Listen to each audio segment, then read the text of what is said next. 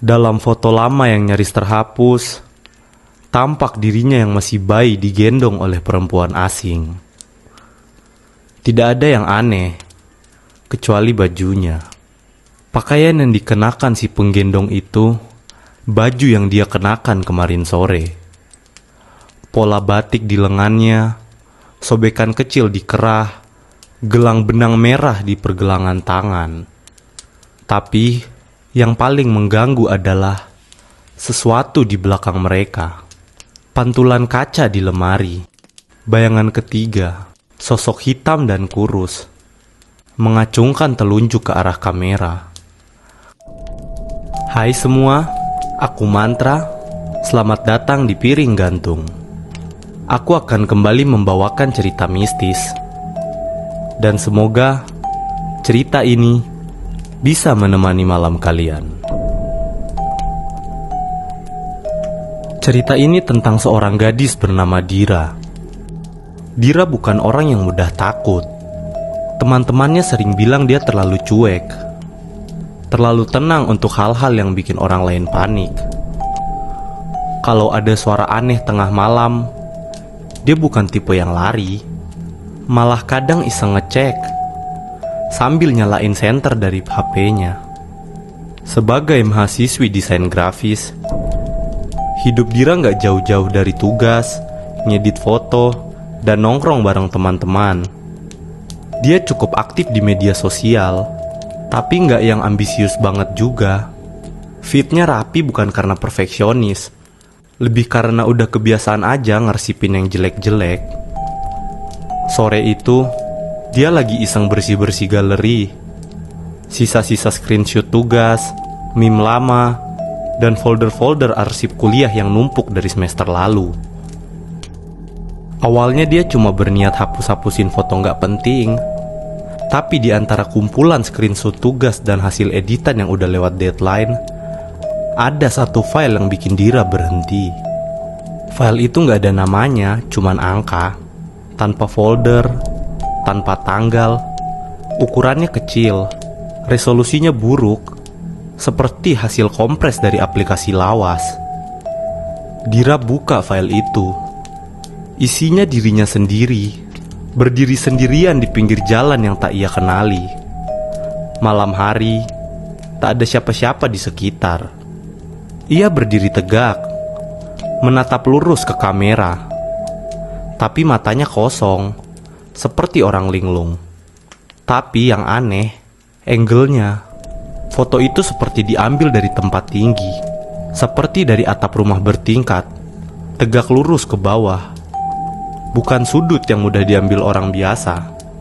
Bajunya, hoodie abu-abu sama yang ia pakai 2 hari lalu, lengkap dengan noda tinta kecil di dekat saku.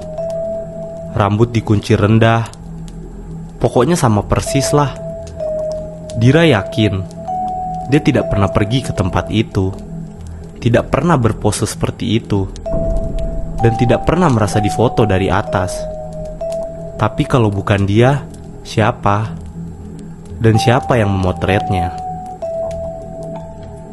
Awalnya Dira mencoba mengabaikannya. Dia sempat cek informasi file fotonya, tapi aneh. Gak ada keterangan apapun.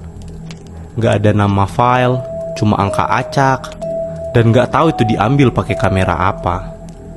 Seolah-olah foto itu muncul aja, bukan hasil jepretan siapapun. Tapi ada satu hal yang bikin dia sempat kaget. Tanggal file itu tertulis 27 November 2003. Hari ulang tahunnya, hari dia lahir. Itu kan gak masuk akal. Kamera digital pun belum ada waktu itu, apalagi smartphone. Mana mungkin ada foto dirinya dari atas atap pas hari itu. Dia hapus aja fotonya, anggap itu error sistem. Mungkin nyasar dari aplikasi lama. Tapi 2 hari kemudian muncul lagi foto lain. Kali ini bajunya jaket krem yang baru dia pakai minggu lalu. Dira mulai curiga. Dia yakin gak pernah ada di tempat itu, gak pernah ambil foto-foto kayak gitu. Dia cari-cari di galeri, tapi gak ada. Besoknya, muncul satu lagi. Dan setiap kali ada satu foto baru, yang lama hilang. Bukan cuma pindah folder, tapi benar-benar lenyap. Kayak cuma boleh ada satu versi dirinya di galeri. Dan versi itu berubah sedikit demi sedikit. Seminggu pun berlalu. Foto-foto itu makin aneh, menunjukkan sesuatu yang gak bisa dijelaskan. Wajahnya sih masih seperti wajahnya, tapi senyumnya mulai gak natural, terlalu simetris, terlalu lebar, kayak dipaksakan gitu. Lalu matanya mulai melotot sedikit. Bukan kayak orang kaget, tapi kayak boneka yang matanya dipasang. Pernah juga lehernya kelihatan terlalu panjang atau terlalu pendek. Latar fotonya juga ikut berubah-ubah. Awalnya di jalanan malam, lalu jadi ruang kosong, tangga sempit, lorong yang dindingnya penuh coretan. Pokoknya tempat-tempat aneh yang gak dia kenali, tapi kayak familiar gitu. Kayak pernah dia lihat dalam mimpi yang udah dia lupa. Dan kualitas gambar itu makin lama makin rusak. Warnanya makin aneh. Kadang terlalu cerah, kadang terlalu gelap. Ada satu yang warnanya ungu semua. Ada yang pecah kayak file korup. Ada juga yang saturasinya meledak. Tapi satu hal tetap sama. Matanya selalu menatap lurus ke arah kamera. Tajam, sadar, gak pernah blur. Seolah sadar kalau dia sedang dilihat. Dan makin lama Dira lihat, makin dia sadar yang ada di foto itu bukan dia, bukan sepenuhnya. Lalu mulai datang pesan dari teman-temannya. Pertama dari temannya bernama Naya. Dia ngirim gambar lewat chat. Ini fotomu kan? Dira ngelihat. Itu dia berdiri di lorong kampus.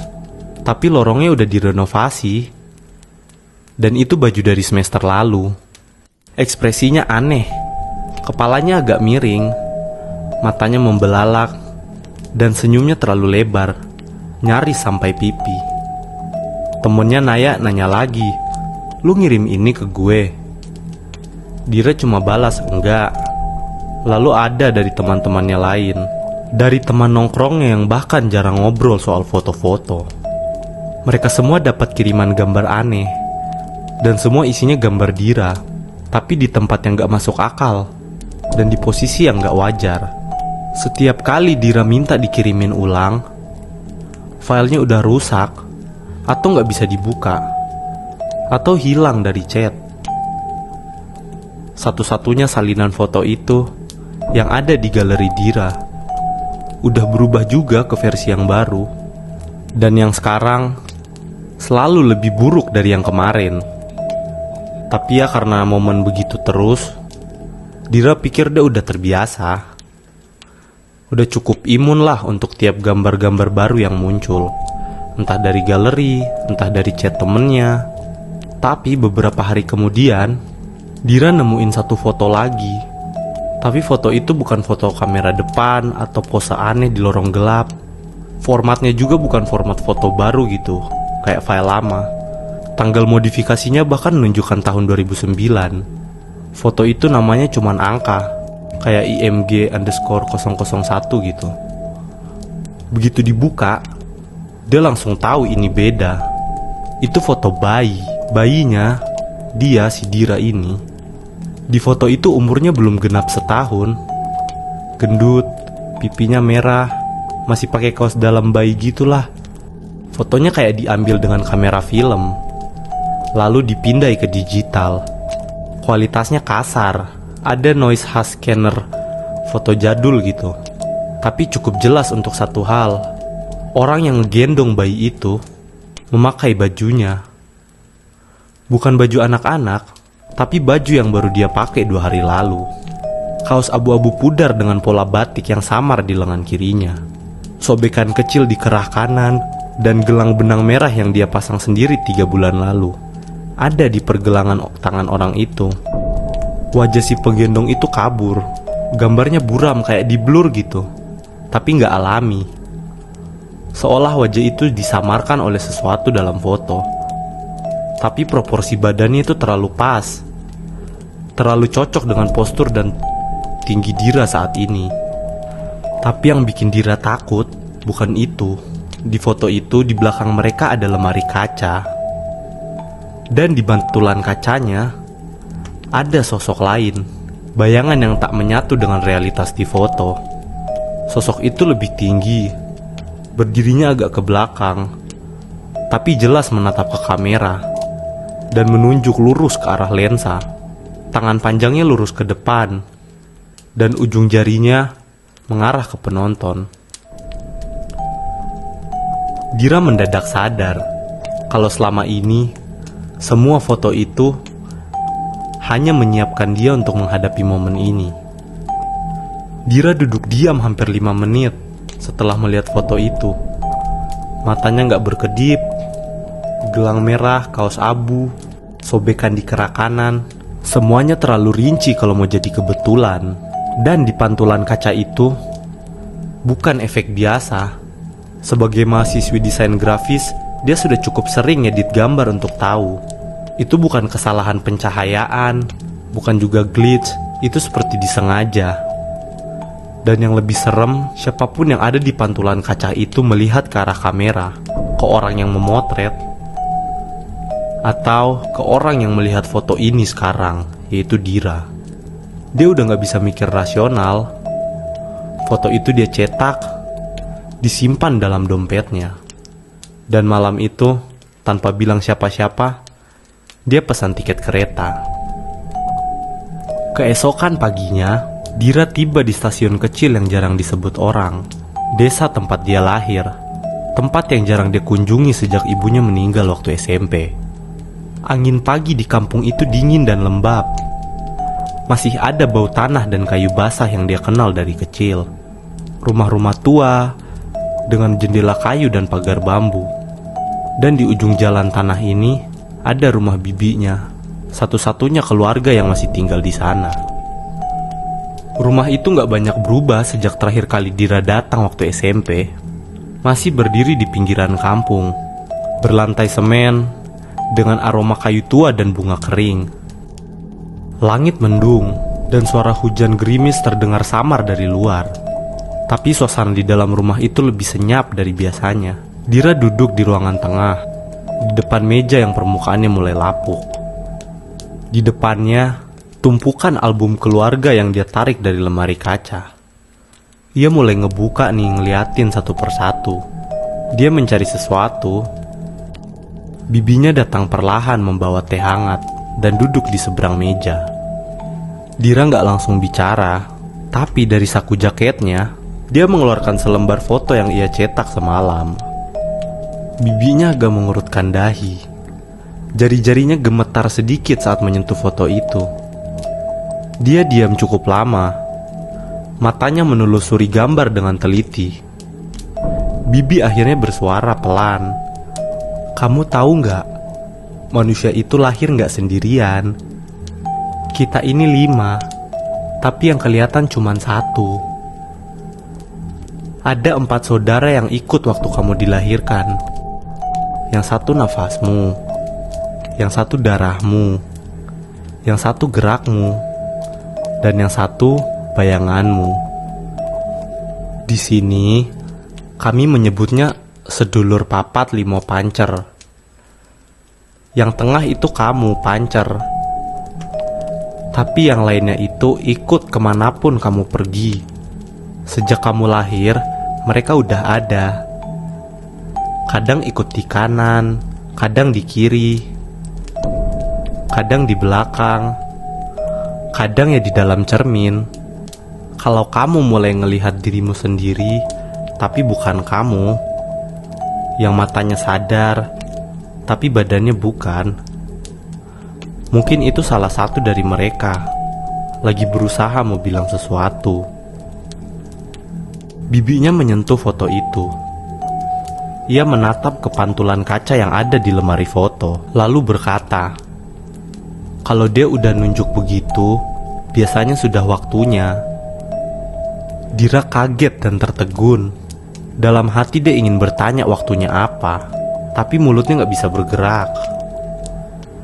Setelah dari rumah itu, Dira kembali ke kota dengan perasaan yang tak bisa ia beri nama. Bukan takut, bukan juga lega, tapi seperti ada sesuatu yang ikut bersamanya. Bukan sosok, bukan bayangan, bukan hantu, tapi lebih seperti rasa. Seperti bau tanah yang menempel di ujung nafas, atau seperti dengung tipis di balik dinding kamar yang kosong.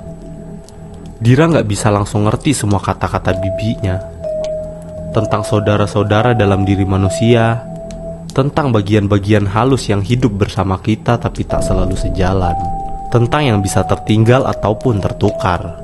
Kata-kata bibinya juga terlalu aneh, terlalu mistis, seperti menjelaskan sesuatu yang selama ini hanya bisa ia rasakan, tapi tidak pernah dia pahami. Setelah kembali, hari-hari berjalan seperti biasa. Kuliah, tugas, nongkrong.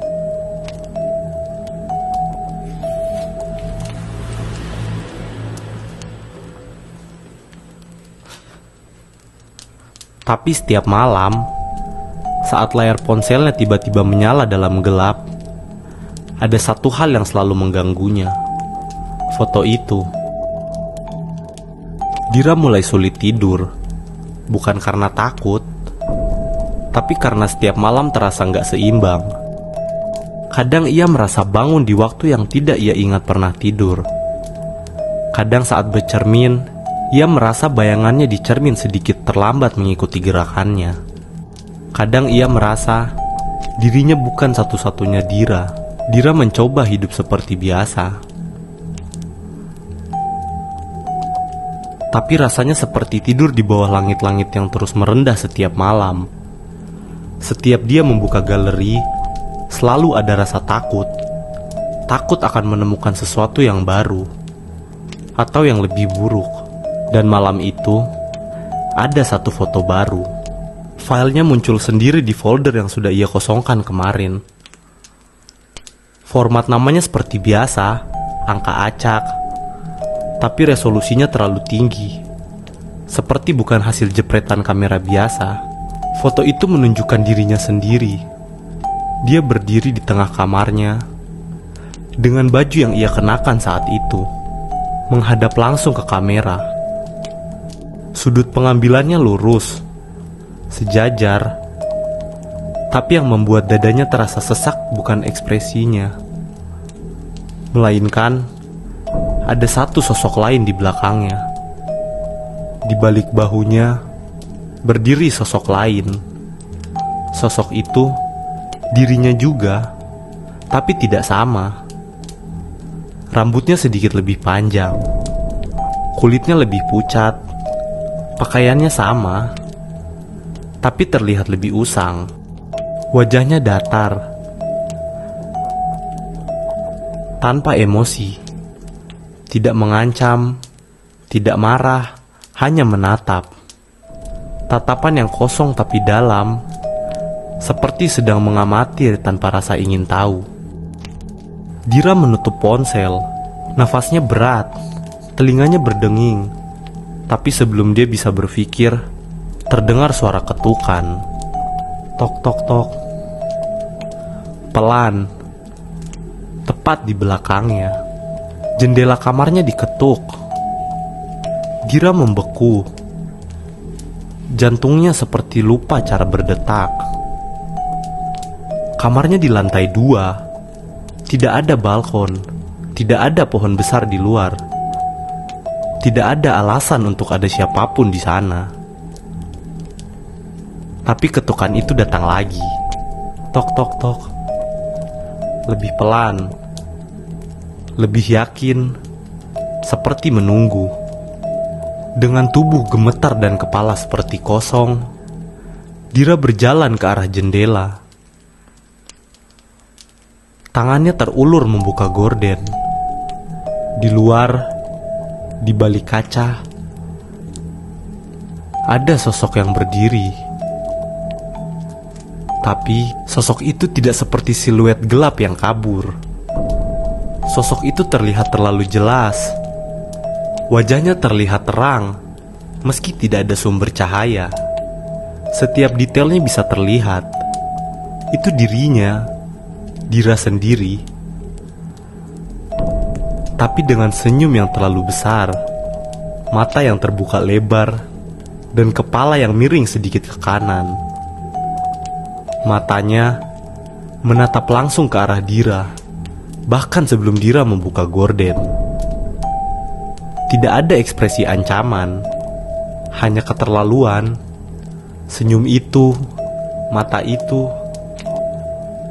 terlalu mirip Dira. Tapi di saat yang bersamaan, itu bukan Dira. Dira tidak bisa bergerak. Sosok itu tetap berdiri diam di luar kaca jendela lantai 2. Tidak bergerak, tidak berkedip, hanya menatap dengan senyum yang kaku dan mata yang membelalak tidak wajar. Seperti sedang mencoba meniru ekspresi manusia, tapi gagal total. Rasanya seperti melihat dirinya dari dalam mimpi buruk. Versi dirinya yang kehilangan jiwa tapi tetap hidup. Tubuh Dira mundur satu langkah, tapi matanya tidak bisa lepas dari pandangan sosok itu. Nafasnya terengah-engah tidak beraturan. Tangannya gemetaran. Ruangan terasa menyempit. Suara luar seperti tidak terdengar lagi. Dan denyut jantungnya seperti menggema di dalam kepalanya. Lalu sesuatu itu berubah. Sosok itu berkedip, tapi tidak sinkron antara kelopak mata kanan dan kiri. Gerakannya lebih lambat. Gerakannya juga tidak halus, seperti matanya rusak. Dira menjerit. Suara yang keluar dari mulutnya bukan seperti teriakan biasa, lebih mirip dengan suara patahan.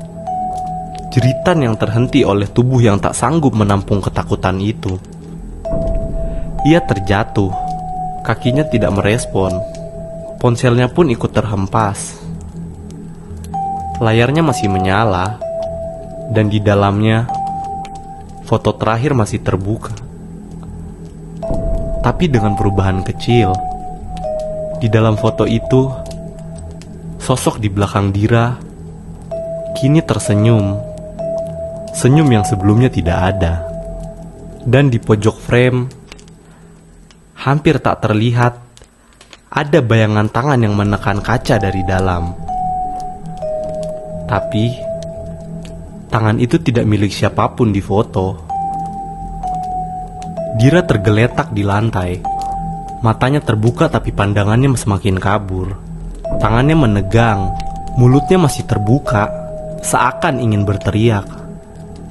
Tapi hanya suara nafas yang tersisa. Lalu semuanya menjadi gelap.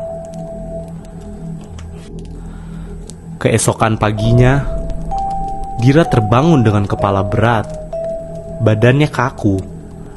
Lehernya terasa pegal seperti semalam dicekam mimpi yang tak bisa diingat. Kamar kosnya terang oleh cahaya pagi. Tidak ada suara ketukan. Tidak ada sosok di balik jendela. Tidak ada foto aneh di galeri. Semuanya kosong. Seolah semua itu tak pernah terjadi. Tapi dia tahu ada yang berubah. Ponselnya masih tergeletak. Tapi saat dibuka, galerinya benar-benar bersih. Bahkan foto-foto tugas kuliah, selfie dengan teman-temannya semua hilang. Dira mengecek cermin. Matanya sembab, tapi bukan karena menangis. Karena tidak ada lagi rasa takut. Yang tersisa cuma kebingungan, ketidakpastian. Seperti dia sedang menyadari sesuatu yang tidak bisa dijelaskan pakai logika. Pikiran Dira kosong, tapi jauh di dalam ada sesuatu yang bergeser. Sejak hari itu, Dira berubah. ia jadi lebih diam. Ia tidak lagi sering update story, tidak lagi ikut-ikut nongkrong meski diajak. Teman-temannya bilang dia terlalu sibuk nugas. Tapi sebenarnya dia sedang mencoba memastikan bahwa dirinya yang sekarang itu masih dirinya sendiri. Kadang saat ia berjalan melewati kaca, ia memperlambat langkahnya, bukan untuk merapikan rambut, tapi untuk memastikan bayangannya bergerak bersamaan. Kadang ia mengulang langkahnya, mundur, sekedar menguji apakah jejaknya masih utuh. Kadang juga ia melihat ke backup foto-foto lamanya, tapi selalu berhenti di satu titik. Foto saat ia kecil, berdiri di depan rumah neneknya, di balik senyumnya yang biasa saja. Sekarang ia mulai sadar, bayangan di tanahnya tidak cocok dengan arah matahari. Dan kadang, saat malam terlalu sunyi dan angin menggeser tirai jendela, ia membayangkan sosok itu masih berdiri di luar, menunggu. Bukan untuk menggantikan dirinya, tapi untuk memastikan bahwa Dira tetap menjadi salah satu dari mereka. 4 bayangan satu tubuh, Pancer dan pengiringnya. Terima kasih sudah mendengarkan sampai menit ini. Bila kamu memiliki cerita horor ataupun mistis lainnya, bisa kirim ke email yang ada di deskripsi. Sampai jumpa di cerita berikutnya.